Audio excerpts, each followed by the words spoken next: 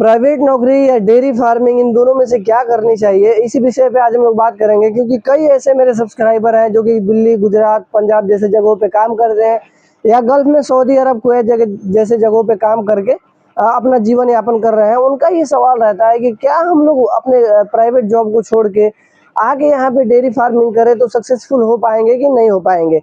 सबसे पहले तो इसमें दो कैटेगरी के लोग हैं। पहले तो वो है जो 15 से 25 हज़ार रुपये तक की नौकरी करते हैं। दूसरे वो है जो उससे ज़्यादा की नौकरी करते हैं, वो 40, 50, 55 हज़ार तक की नौकरी भी करते हैं। तो पहले हम समझ लेते हैं डेयरी फार्मिंग और प्राइवेट जॉब में अंतर क्या है। देखिए, मेहनत दोनों में सेम करनी पड़ेगी आपको। प्राइवेट नौकरी से ज़्यादा मेहनत आपको डेयरी फार्मिंग में करनी पड़ती है, क्योंकि प्राइवेट नौकरी में आपको 8 से 10 घंटे की नौकरी करनी पड़ती है, और डेयरी फार्मिंग एक ऐसा काम है जिसमें आपको 24 आवर एक्टिव रहना पड़ता है।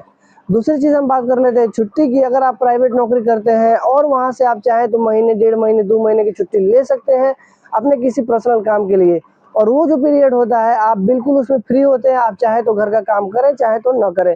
लेकिन डेयरी फार्मिंग में ऐसा नहीं है। अगर आप शुरुआती दौर में हैं, नया स्टार्टअप आपने किया हुआ है, तो आपको 24 घंटे 365 दिन सेम एनर्जी से काम करना पड़ता है। कोई छुट्टी नहीं है। घर में शादी होगी, सब लोग शादी मना रहे होंगे, लेकिन आपको डेयरी देखना पड़ेगा। गाय को चारा डालना, दूध निकालना, गोबर उठाना, ये सारा काम आपको करना पड़ेगा। इसमें किसी तरह की कोई छुट्टी नहीं होती है। फर्स्ट के कुछ दिनों में, 2-3 साल में या शुरुआती दौर में, अगर आप 15 से 25 हज़ार रुपये कमाते हैं, उन लोगों के लिए मैं ये बात कर रहा हूँ। अगर दूसरी चीज़ अगर हम बात कर लें कि फ्यूचर किसका बढ़िया है, तो देखिए, इसमें डॉक्टर विकास दिव्यकीर्ति सर ने एक बड़ी अच्छी बात कही थी नौकरी और बिजनेस को लेके। कोई इंसान अगर 10 हज़ार से शुरू करता है नौकरी, और रिटायर होने तक उसकी तनख्वाह जो है वो 1 लाख पहुंच जाती है, लेकिन उसका जो बच्चा होगा, जब वो शुरुआत करेगा तो फिर उसको 10 से 15 हज़ार से ही शुरू करनी पड़ेगी। हो सकता है कि बाप ने 10 हज़ार से शुरू किया तो वो 15 हज़ार से शुरू करे। लेकिन बिजनेस एक ऐसा चीज़ है कि अगर आपने ज़ीरो से भी शुरू किया है और आपने उसको 50 हज़ार पे लाके छोड़ा है या 40 हज़ार पे लाके छोड़ा है, इतना आपने इस काबिल बना दिया कि उससे महीने का 50 हज़ार, 40 हज़ार, 30 हज़ार कमा सकते हैं, तो जब आपका बच्चा शुरू करेगा तो वो 30 हज़ार से शुरू करेगा, ना कि उसको ज़ीरो से शुरू करना पड़ेगा और कहीं जाके भटकना पड़ेगा। तो ये एक प्लस पॉइंट है डेयरी फार्मिंग में। अब हम बात कर लेते हैं जो 15 से 25 हज़ार कमाते हैं, वो डेयरी फार्मिंग कर सकते हैं कि नहीं कर सकते हैं। देखिए, प्राइवेट नौकरी में ज़ीरो इन्वेस्टमेंट है, आपको कोई इन्वेस्टमेंट नहीं करनी पड़ती है, सिर्फ आपको मेहनत करना होता है। लेकिन किसी भी बिजनेस को आप करना चाहते हैं, शुरू करेंगे, तो आपको अच्छा खासा पैसा इन्वेस्ट करना पड़ता है। एक प्लस पॉइंट ये है कि आपके पास पैसा होना चाहिए, तब जाके आप डेयरी फार्मिंग या कोई भी और बिजनेस आप कर सकते हैं। दूसरी बात हम कर लेते हैं कि जो लोग 15 से 25 हज़ार रुपये कमाते हैं, उनके साथ सबसे बड़ी समस्या ये होती है कि उसी पैसे में उनको अपना घर पूरा चलाना पड़ता है। पूरा का पूरा पैसा या 90% पैसा जो है उनको घर चलाने में खर्च हो जाता है।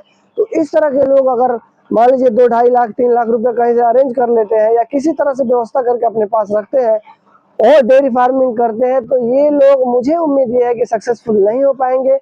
कारण ये है कि जो आपका खर्चा है वो कम नहीं होगा या वो खत्म नहीं होगा। आप डेयरी फार्मिंग कीजिए या प्राइवेट नौकरी कीजिए या कोई भी काम कीजिए, जो आपका खर्चा है वो रहेगा ही। तो अगर आप शुरू में 2 ढाई 3 लाख रुपए आपने लगा दिया, बिजनेस शुरू हो गया आपका डेयरी फार्मिंग, तो आपका जो 20 से 22 हज़ार या 15 हज़ार रुपये महीने का घर का खर्च है, वो हर महीने आपको निकालना ही पड़ेगा। तो जब आप शुरुआती दौर में ही डेयरी से पैसा निकालने लगेंगे, तो बहुत ही कम चांस है कि आपका डेयरी सक्सेसफुल हो पाए। क्योंकि शुरुआती दौर में कई बार ऐसा होता है कि गायों के बीमार पड़ने की वजह से, सही नॉलेज नहीं होने की वजह से, देखिए, यूट्यूब वीडियो देख के अच्छा नॉलेज नहीं हो पाता है। सही नॉलेज आपको आपका अनुभव ही बताता है।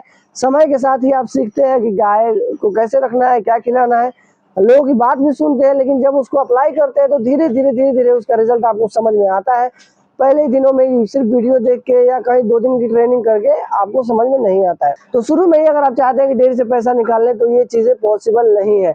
हाँ, अगर आप 2-3 भाई, 3-4 भाई आपके हैं और आपने एक सहमति बना ली कि 3 लोग बाहर में काम करेंगे, पैसा वहाँ से भेजेंगे, और एक किसी को आपने सेलेक्ट कर लिया कि वो घर पे रह के डेयरी फार्मिंग करेगा, तो ये सक्सेसफुल हो सकता है कि जैसा हम लोगों ने भी ऐसा ही किया था। उसमें प्लान ये होना चाहिए कि पहले 4 लोगों में से या 3 लोगों में से, अगर 4 लोग हैं तो 3 लोग काम करेंगे, 1 साल तक लगातार 3 लोग पैसा भेजेंगे, और एक आदमी घर पे डेयरी फार्मिंग स्टार्ट करेगा, डेयरी फार्म को, और उसको चलाएगा।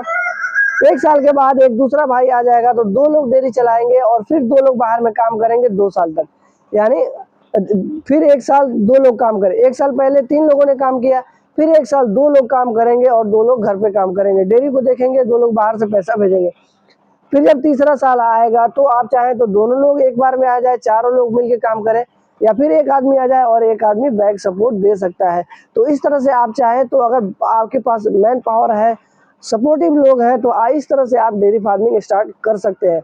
लेकिन वो इंसान जो बिल्कुल अकेला है और पूरा घर भी देखना है उसको, तो मैं उससे ये कहूँगा कि अगर आपके पास ठीक-ठाक खर्चा है, तो आप किसी भी तरह के मोटिवेशनल वीडियोस को देख के कि बिजनेस कर लो तो ये कमा लोगे। कई सारे मोटिवेशनल स्पीकर होते हैं, उनका जब आप मोटिवेशनल स्पीच सुनेंगे, कई बार इंसान पागल हो जाता है और मतलब बहुत उत्तेजित होके ऊट-पटांग काम कर लेता है, जिससे कि उसको नुकसान हो जाता है। उनमें वो लोग उदाहरण क्या देते हैं कि एक चाइना के बहुत बड़े बिजनेसमैन हैं, उन्होंने कहा था कि बंदर के सामने अगर 1 लाख रुपए रखा जाए और केला रखा जाए तो दोनों में से कौन-सा चूज़ करेगा? तो लोगों ने जवाब दिया कि बंदर तो केले को ही चूज़ करेगा, क्योंकि बंदर को पता नहीं है कि 1 लाख रुपए की कीमत क्या है। तो इसी तरह से प्राइवेट नौकरी और जॉब है। इस तरह के एग्ज़ाम्पल्स लोग देते हैं और बहुत सारे एग्ज़ाम्पल हैं जो लोग दे के लोगों को मोटिवेट करते हैं। तो देख लीजिए, ये एग्जाम्पल उन्हीं लोगों पे सेट करता है जो कि बैक सपोर्ट जिनके पास है, जो घर से मजबूत लोग हैं, जिनको घर पे कुछ खर्चा नहीं करना है, बस अपना बना के 2 ढाई 3 साल अगर कोई स्टार्टअप करते हैं तो उसमें से पैसा नहीं निकालना है। लेकिन वो इंसान जो अकेला है, घर का खर्चा भी चलाना है और अपना खर्चा भी चलाना है, वो अगर बिजनेस करेगा, कोई बैक सपोर्ट नहीं है, तो उसके ऊपर ये सूटेबल नहीं है। तो कई बार लोग क्या करते हैं, इस तरह की वीडियोस देख के कर्ज ले लेते हैं, ईएमआई में फंस जाते हैं। जिंदगी में एक काम आप कभी नहीं कीजिएगा, आप किसी भी बिजनेस को शुरू करने के लिए अगर आपके पास बैक सपोर्ट नहीं है तो कर्जे के जाल में नहीं फंसिएगा, क्योंकि आज के दौर में क्रेडिट एक बहुत बड़ी चीज़ है। अगर आप अपना क्रेडिट बिजनेस को सेट करने में गंवा देते हैं, जो कि आप बर्बाद कर देंगे, क्योंकि आपके पास कोई सपोर्ट नहीं है। पहले अपना पैसा जमा कीजिए और आपके पास जो मोटे-मोटे खर्चे हैं घर के, जैसे कि घर को थोड़ा-सा ठीक करा लेना, रहने लायक बनाना, और भी जो घर में शादी-वादी करना होता है अपना छोड़ के, वो चीज़ें आप कर लीजिए। उसके बाद ही किसी बिज़नेस के बारे में सोचिएगा, या जिसके पास बैक सपोर्ट है वो ये काम कर सकता है। अब हम बात कर लेते हैं जो कि 50,000 रुपये कमाते हैं, उनके लिए बड़ा आसान है कि डेयरी फार्मिंग अगर करना चाहें तो कर सकते हैं। घर पे जो लोग हैं 2 गायों से स्टार्ट कर दें, घर पे जो लोग हैं उनको कहें कि भाई थोड़ा-थोड़ा धीरे-धीरे देखो, इसको आगे बढ़ाओ, और आप चाहें तो एक आदमी भी रख सकते हैं, उससे भी आगे बढ़ा सकते हैं, और वहाँ से आप सपोर्ट करते रहिए, कुछ पैसा जमा करते रहिए, कुछ घर पे भेजते रहिए, 2 ढाई साल आप ऐसे कीजिए। अच्छा पैसा जमा करने के बाद आप भी घर पे आके उसको कर सकते हैं। तो जो लोग अच्छा पैसा कमाते हैं वो तो कर सकते हैं, लेकिन जो लोग कम पैसा कमाते हैं और घर भी देखना है उसमें, तो उन लोगों के लिए ये पॉसिबल नहीं है कि डेयरी फार्मिंग करें। किसी तरह की मोटिवेशनल बातों में ना पड़े, आप इससे बर्बाद हो सकते हैं।